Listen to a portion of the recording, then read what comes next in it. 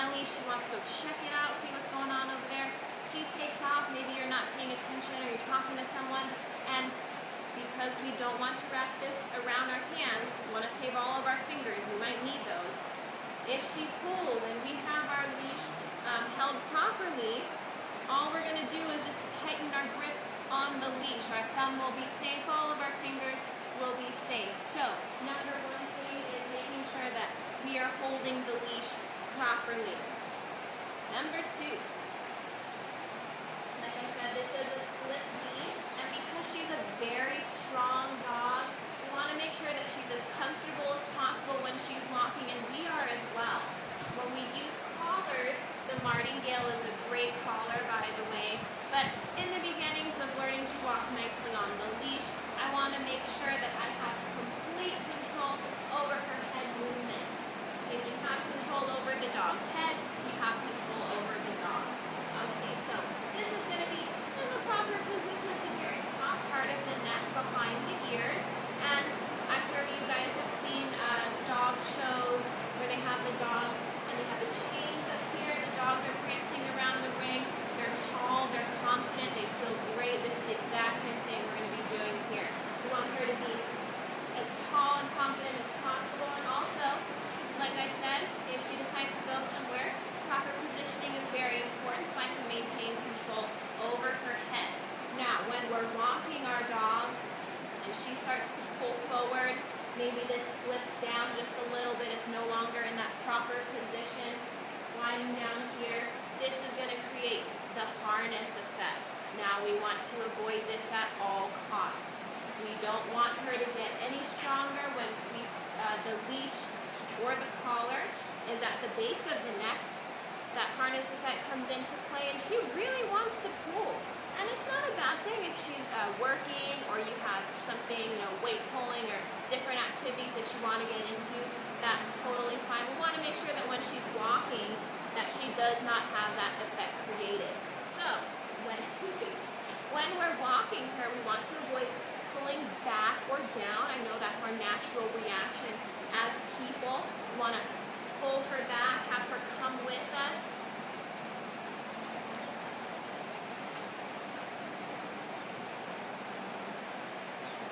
Another thing we're going to be working on is the jumping.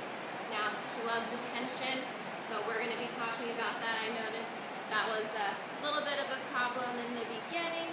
She's a big girl. She loves hugs. However, she is down here and we're all the way up here. She's not a huge fan of that. So we want to make sure that she sits nicely whenever she gets attention. So, in the event that you just witnessed, she decided she was going to jump on me, turn away. I'm going to ignore her. When she comes back, she sits down nicely. Yes, good girl. She can get affection as long as all four paws remain on the ground. Okay, so back to this leash walking here. Now, when we have our dog walking with us, they don't have to be in the heel position all the time.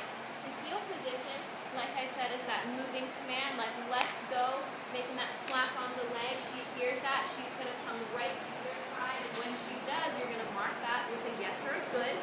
You can treat her, give her affection. However, when we're walking our dog, they don't have to be in a perfect heel. All we want when we walk our dogs is to not be pulled down the street. So, loose leash walking is basically walking with a very nice loose leash.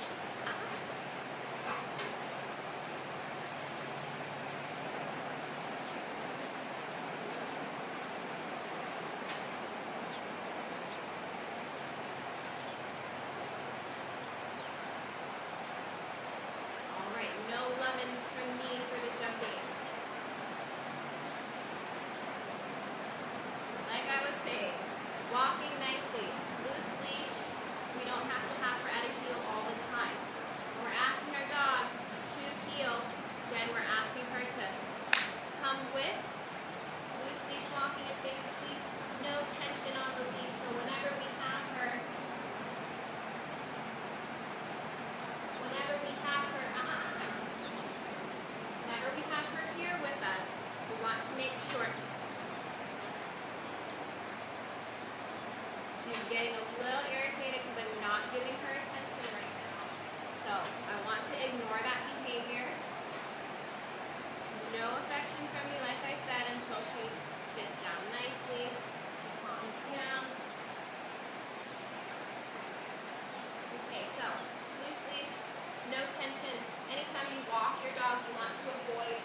having the death grip on your leash, a lot of tension, your dog can definitely sense that. So, loosen up the leash. Whenever she's in a nice position, she's not pulling you, she's listening to you, she's paying attention. We want it to feel like there's nothing there. Cut her a whole bunch of slack on that leash there. And of course, you always want to make sure that you're communicating with your dog. So we're going to go right in and start with that now.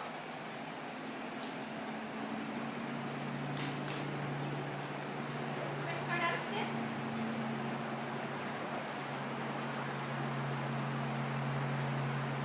Now when I'm starting to walk, I'm going to slap my leg and just simply ask her to heel. Maybe she'll go in the same direction, maybe she won't, but I'll show you how to fix that if she decides to go one way and you don't want to go that way.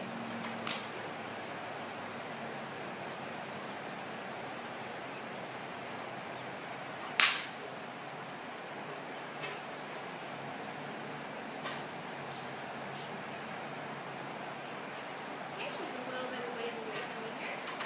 Yep. Yes!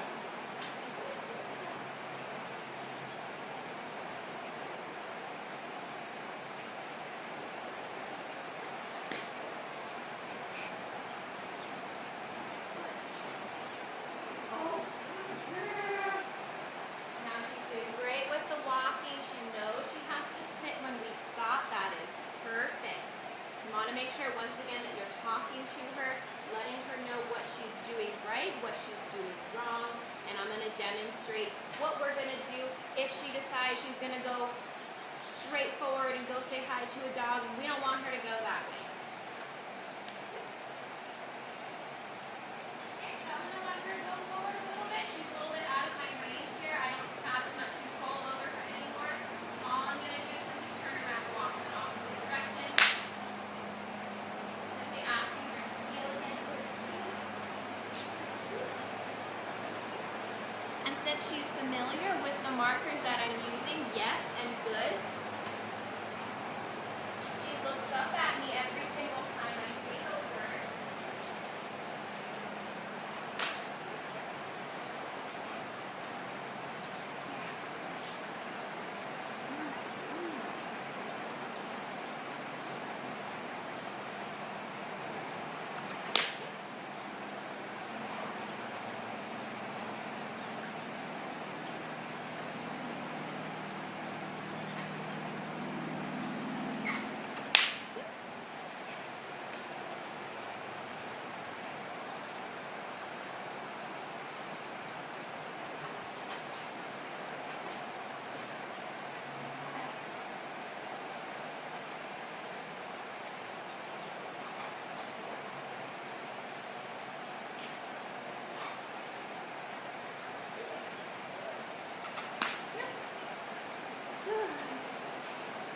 Oh, good girl. What a good girl. That was very good. Now when we're working on this, when she goes back home, you guys are practicing your healing. You want to make sure that you start off in a location that's quiet, limited distraction, so she can fully understand exactly what you guys want her to do. When you get home, and always remember consistency is key. If you have her walking a certain way, you're using specific commands. You want to make sure that you're consistent in that every single time so she doesn't get confused. That's good.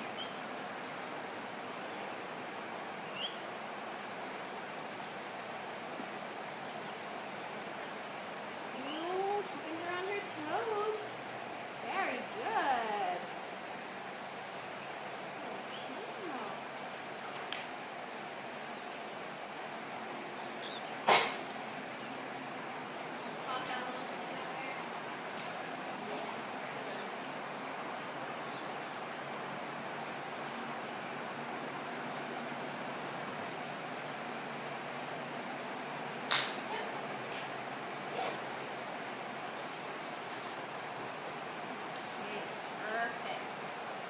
You guys start to take her out when she is doing great with the healing in that very controlled environment.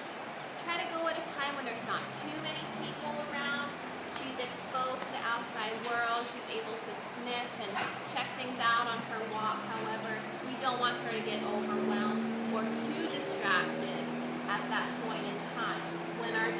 get into the zone, when they get either really, really excited or really agitated. You know, sometimes it feels like the training just goes out the window.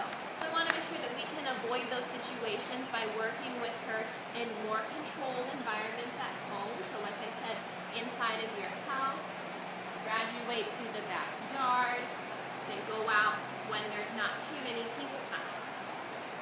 When there's not too many people around.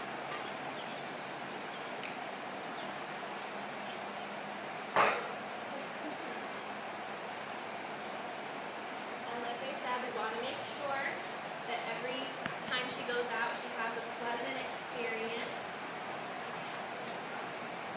Okay, so now we're going to be talking. Oh, she's a lapdog for sure.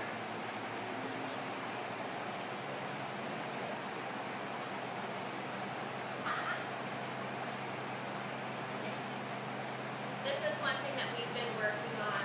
Of course, you're going to have her doing a stay. You're far away from her. She does not want that to be so. Of course, we want to avoid the jumping as well.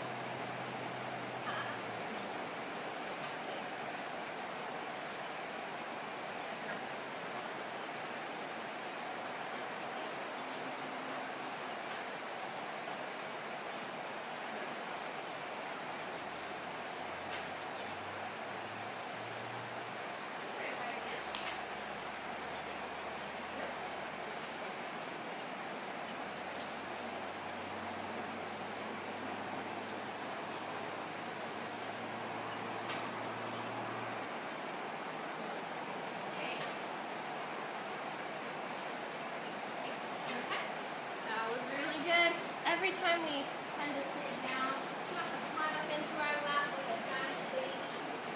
But we want to avoid that. We want to have her sit nicely where we can sit in a chair and we don't have to worry about 90 pounds of Nahla on us.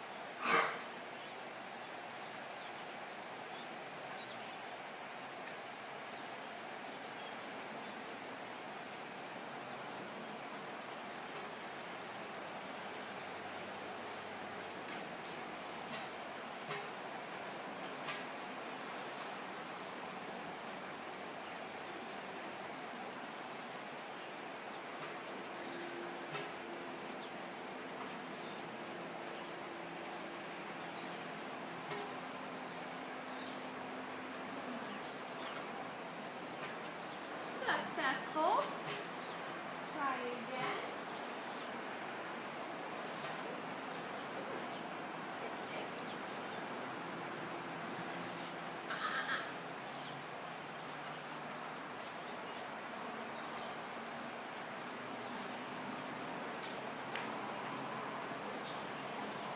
Good. Sit still.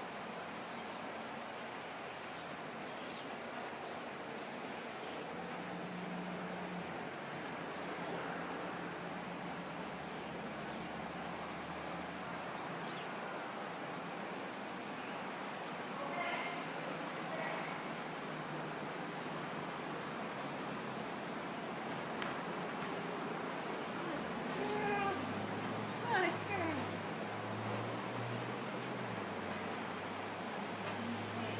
So that was very good. Now, once again, we want to make sure that if she's ever in a state where she's overly excited, she starts to jump on you, we want to avoid giving her any attention. This is what she wants. You can take toys away, you can take food away, but the owner or the person that she is with at the time, it's going to be difficult for her. So, by removing yourself from her, completely ignoring her, put your hands up, you don't want any of that. She will understand that the only point in time in which she can receive affection is when she's in a neutral state. She's sitting nicely, she's laying down even. So it might take a little bit of time for her to adjust when you guys bring her back home.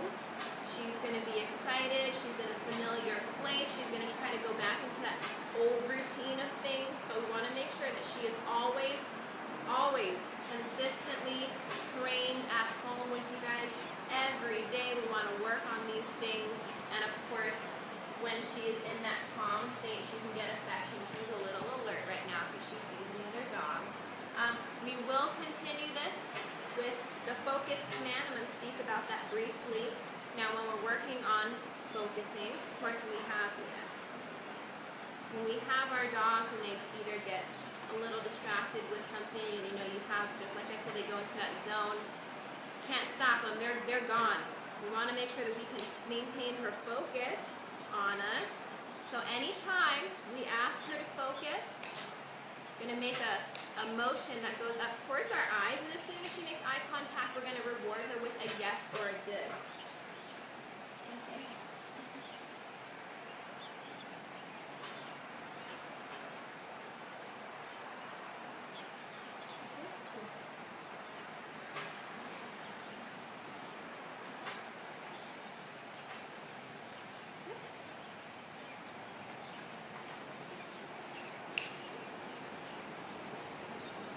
So I'm going to allow her to kind of check stuff out.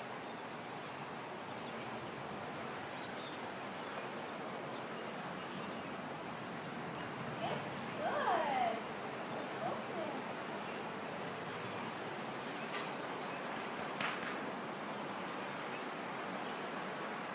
I have some food in my hand. This is a little incentive to get her to make eye contact with me. Once we progress with this, she's very consistent. We can eliminate the food in hand and simply use our motion that goes up towards our eyes. Okay, this is perfect. There's one distraction in here. Yes. Yes, good focus. Good focus, good girl. Good.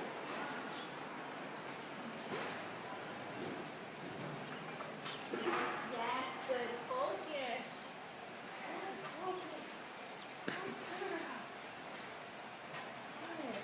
Now, like with everything else, start off in the house with the minimal distractions. You want to make sure that she completely understands what the command is, how it works with you guys before you introduce her to scenarios which might entail big distractions or things that is kind of hard for her to resist. She really wants to go play with this dog over here. So, we will conclude this video. Of course, I can't wait to see Nahla again. Big sweetie pie. And I hope you guys are having a good time. check in with